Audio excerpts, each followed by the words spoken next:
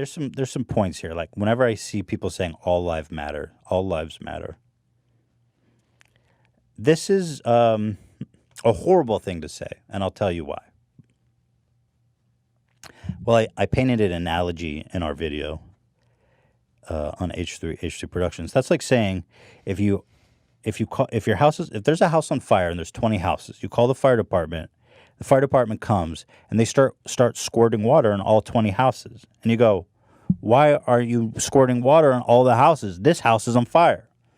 And then the firefighter goes, "Well, all houses matter." It's like, yeah, all houses matter, but this one's on fire. When you say all lives matter, you're basically saying, yeah, we all got problems. Right. You're basically saying, hey, your problems ain't nothing more than anyone's. That's not true. Far from true. Yeah. But also you can have problems and they can have problems. What you're doing is completely dismissing anything they're trying to say. Right. It's fine. You have problems, but they have bigger problems. They have different. You got problems. They got problems. Let's talk about both problems. What's your problem? Well, if they can have their basic rights as human beings, they have bigger problems. You know what I mean? It needs to be addressed. I agree. Your regular problems, they have that too. Yeah. But they have more problems on top of that. I totally agree with you. I'm trying to frame it in a way where it's like, if you think as a white person you have issues, we can talk about those. But we can also talk about the black issues it's also as well. like, why do you refuse to set yourself aside for a minute? Right. And understand that you're not the center of everything and that someone else is actually having it worse than you. I think these people are like, well, I got a shitty job and I'm broke and everyone I know is broke. And they are too. Yeah. And on top of that, they have to be afraid of walking in the street and getting shot by a police guy for no reason. Mm-hmm. And dying. It's like, yeah, we all got problems, but you can drive on the freeway and you can call the police. A lot of black people feel like they can't call the police. I bet you they have to think about it twice, before they do. Is it worth it? There's so many I was watching this video. Black shop owner calls the police to report a robbery, and then they show up and beat the shit out of the shop owner and arrest him. That's why black people don't call the police. It was even worse than that, right? They walked past the dude. Oh, the actual the robbery was in progress. Dude. Yeah, and he was like on his way out, and they like rushed past him. It's pretty wild. So, all lives matter is honestly, I would say, at best, it's extremely ignorant and rude and dismissive, and at worst, it's just straight up racist. Mm-hmm. So that's what it really means. All lives matter. It's just ignorant. Don't come at me and say all lives matter. That has nothing to do with what they're saying anyway. Yeah. Okay, all lives matter. That has nothing to do with what they're saying. They're not saying all lives don't matter. They're saying we as black people have problems that we need to talk about. They're saying they would like to get to the point that where all lives matter, but we're not there. It's just like it's just an awful argument. And then you have people like Candace Owens, for example, who are taking the angle of trying to assassinate the character of George Floyd. And this happens pretty much. That is the worst. This really is, in my opinion, the absolute abyss of just toxicity. You're talking about a person who died and has a mourning family right now. Yeah. You want to go on about his character now?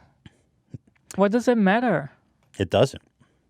So Candace Owens is she's a black female.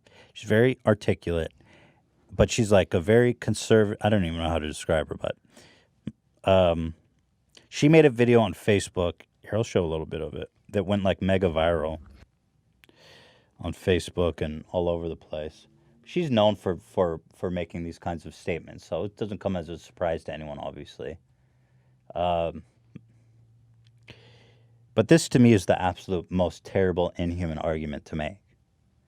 I'll just play the beginning part for you. Hello, Facebook family. I have decided to do this video. It has been weighing very heavily on my heart and on my mind as well. And it was something that I wanted to say early on, but there were so many emotions and so much pressure for me to go with the popular opinion about who George Floyd was. And sometimes it can be difficult when there are just so many external pressures to say what you believe. And this was an instance where I felt like my silence would have been better in the beginning. But the more that I think about it, I realize that we are being sold a lot of lies, and at the detriment to the Black community, at the detriment to the white community, and at the detriment to America as a whole. So I want to come out and say that I do not support George Floyd and the media depiction of him as a martyr for Black America. I'm going to explain why, and I hope that some of you guys will understand where I'm coming from. I have spent a considerable amount of... So she goes on from here for 18 minutes to talk about everything, just to totally assassinate his character. That he went to prison for armed robbery 18 or 13 years ago. What? That he shouldn't be the hero of... He's not a martyr, she says. But here's the thing. She goes on and on about all these terrible things he's done. But here's the thing. Nobody is saying he's a great... His character is not in question here. It does not matter. Yeah, his character... It could have been, it could have been... It could have been anybody. It doesn't matter who it was. The fact of the matter is that a cop kneeled on his neck for 9 minutes straight until he literally died right there on the street in front of people. He wasn't resisting. He wasn't doing anything to warrant that. He barely even committed a crime. And it doesn't... Nobody's making him a martyr. That's like a straw man argument. Same as the All Lives Matter. Nobody's making that argument. So instead of actually addressing the issue of police brutality, she's destroying his character, assassinating his character to change the argument into, oh, don't make him a martyr. He was a bad guy. The police didn't know anything about him when they killed him. Actually, that's not true. The cop who murdered him worked with him. The guy who kneeled on his neck for 9 minutes worked with him at a nightclub. And they reportedly, they had beef because the cop was using excessive force on people. And George Floyd did not like him and was often telling him to ease up on people. So this cop knew George Floyd, has history with him, and then he comes and kills him when he's on duty. So it might change to first degree. First degree murder, if you ask me. And by the way, this cop that killed George Floyd has a long history of violent abuse and reports and yada, yada, yada, yada, yada. And guess what? This guy's he's just out there terrorizing the community, and he stays on the force. It reminds me a lot of how the church just shuffled around pedophiles. It's the same shit. Bad apple. They go, oh, it's just a couple of bad apples, so we'll just shuffle them around. Okay. Bad apples don't usually kill people, So anyway, she goes on. And actually, Dave Chappelle put out this 30-minute, I don't even want to say stand-up, but it's more like a monologue. They called it, what did they call it? A speech with a couple of punchlines? Yeah, like that. That's a good way to put it. It's on YouTube, actually, on the Netflix YouTube channel. And he responds to Candace Owens by saying, we didn't choose him. The cops chose him and killed him, so he's the guy. It's got nothing to do with his character. It's just another deflection, And then the other argument, so people are saying, let's defund the police. I got to say, I'm for it. Minneapolis, where this crime originally happened, the city council voted to defund the police. Now, what does it mean to defund the police? What that means is to move the budget around. The police budget is enormous. For example, here in Los Angeles, the proposed budget out of a $10 billion general fund, $3.1 billion is going to the LAPD. That's for... Los Angeles. In how long of a time? 1 year. 1 year? Yeah. That's the yearly. That was proposed for next year, of course, now because of all of the... Not anymore. Right, exactly. Things are shifting. So people are asking, and rightfully so, why do we keep investing and heavily in policing? We are militarizing the police. We are arming our police to the teeth. Why are we putting money here and not putting money in communities and schools and social services and housing for the poor? If you invest there, then you don't need the police. They're saying there's a better, different way to do this. And I have to agree with them. Yeah. I have to agree. Also, once you start to look into the origin of how the police started and how things have happened historically, like watching that 13 documentary, they show that the Democrats kept losing to Republicans because they weren't pushing the agenda of like hard on crime. Yeah. And we gotta basically, you say hard on crime, underlying tone of it is that you're gonna go after black people. That's what it was. And the Republicans kept pushing for that, and they won. And then when Bill Clinton wanted to win, he had to do this whole policy of going really hard on police funding. I'm not that well informed on what exactly he did, but Bill Clinton actually, he kind of made it way worse. Yeah, Bill Clinton. And you know who the architect of that bill was? Alec or Hillary. Was it Hillary? Go ahead, Dan. You Joe Biden. Oh, Joe Biden. Joe Biden. Our current nominee. I will say that to Bill's credit, he has come out since then and said that was the greatest mistake of his presidency. And it's hard to, these guys are just playing this game, right? They're playing this political game. And like, they don't, like, imagine like they're playing I want to be president. And then they don't think about, or maybe they do, maybe they're just that cynical and evil, but I think they're just playing their house of cards, right? But Bill Clinton invented this term of super predator and that these people are just evil and they need to go to jail. And I believe was it Bill Clinton that invented the 3 strikes you're out? Well, he didn't invent it, but you're right that it was he implemented it. I don't know, but I think so. Yes, exactly. The 3 strikes is for any crime, no matter how small. On the third one, you get locked up for a long time or life. I don't even remember, but extremely punitive.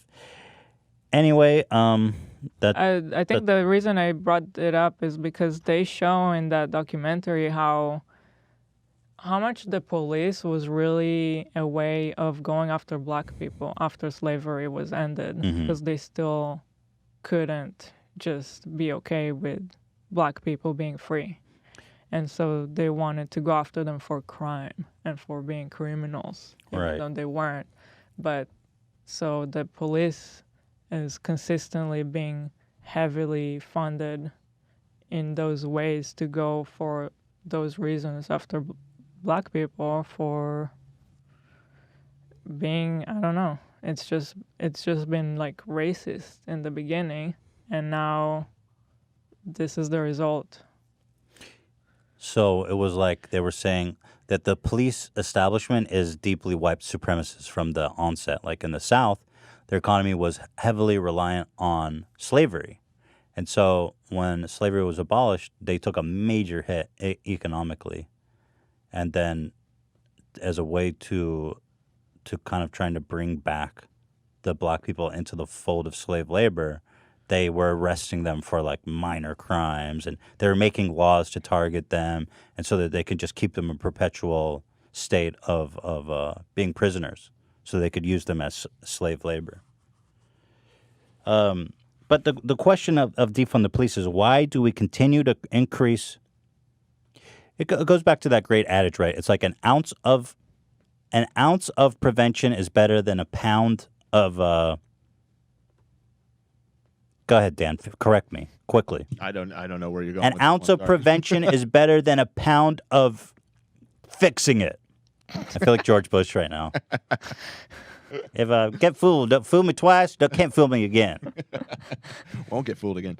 Look we're past the 30-minute mark, just to give you a heads up. It's an ounce of prevention is worth a pound of cure. There you go. Who said that? You, Zachary. Very wise. I just Googled it. Who said that? I bet you was a slave owner. Benjamin Franklin? I'm not saying. I mean, it's just. I think it was a founding father who owned slaves. Unattributed. Oh, it's unattributed? Okay. But that in principle is what this is, right? It's like we keep attacking the symptom, which is like, let's say, crime and poverty, and well, really, you just want to get people in jail. So we're investing in the police, but we're not addressing the actual cause, which is that we have poor people, poor neighborhoods, bad schooling, bad social services, no support for the mentally ill, shitty schools, shitty housing options for the homeless. It's like, instead of supporting, it's just not humane. We have to support our community, but instead we're investing in the police that are punishing them. So instead of uplifting them, the same money that could uplift them is going to money to punish and police them. It's crazy. I'm not saying get rid of the police entirely. You keep a force that's dedicated to violent crimes, shootings, violent crimes, et cetera, et cetera. That's where the police should be. That's what they should be doing. But if you get a call about someone who's doing drugs or making lots of noise or a nonviolent offense or yada, yada, yada, you don't need armed police stormtroopers showing up ready with their finger on the trigger. That's how George Floyd and Eric Gardner were killed. Dudes who were doing nothing. And so that in principle is what defund the police means. And I actually fully support it. I think it's so important that we change the system. John Oliver on the last episode also pointed out how there's just too much that is being put under the police umbrella. Like they just have to take care of everything. And everyone. Yeah. They're not even equipped for it. They don't even know how. Yeah, he showed a speech from a police chief. I forget what city and who said it, but he's like, "Look, frankly, you guys, the police are doing way too much. Mm-hmm. They're just doing way too much. You instead of having the police do it, have people who are better trained for their specific task. You can't expect a police officer who's trained to deal with violence. They're violent. They deal with violence." And they take on risks, and they're trained for that. So it's almost hard, for example, to even, like, it's better for them to just put them in the places where they're trained to be. Because when they're all on edge and they're trained to use their weapon and they're thinking like that, when they show up to something that doesn't really require that level of force, of course, they're going to go there more often. I mean, it's just like any other field in the world or in a business. You have specialized people doing specialized things. Definitely.